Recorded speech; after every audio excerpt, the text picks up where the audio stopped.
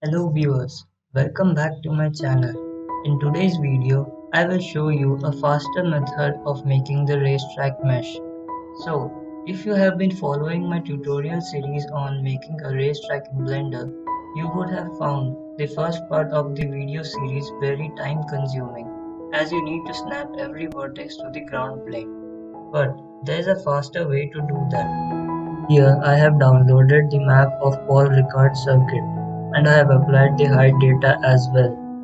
For applying the height data, I have used the third link, that is marinegeo.org, as the first two links are not working anymore. I have also traced out the track but without snapping the vertices to the ground plane, so the entire track is flat right now. Now press G to grab the track and move it on Z axis and place it just above the ground plane. Now add a shrink wrap modifier to the track.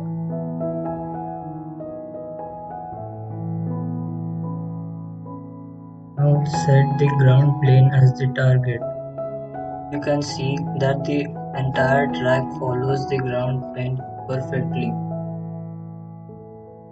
Now, if you apply the shrink wrap modifier and go to edit mode, you can see that all the vertices are following the ground perfectly without you having to snap each and every vertex to the ground.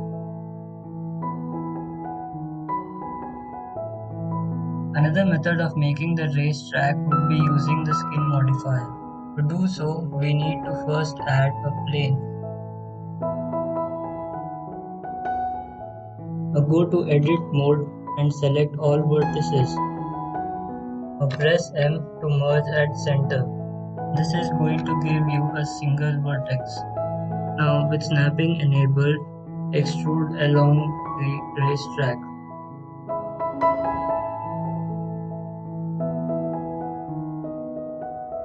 Next add the skin modifier.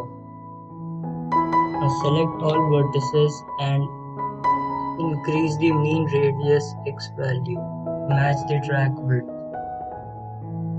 This method is useful if you are not making any intersections, because if you try to make intersections here, you can see that the faces are overlapping. You can make perpendicular intersections to some extent. So I will be deleting this for now.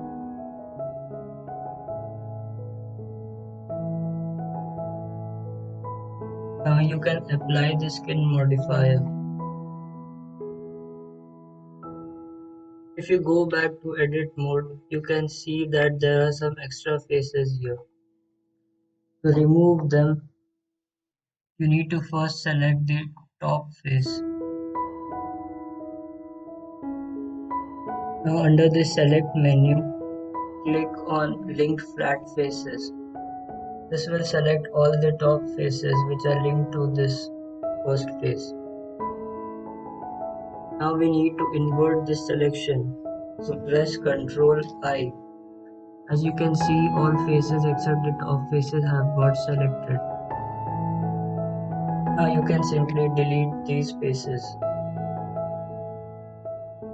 If you see there is a gap between the ground and the track, then you can add the shrink wrap modifier and set the ground plane as the target.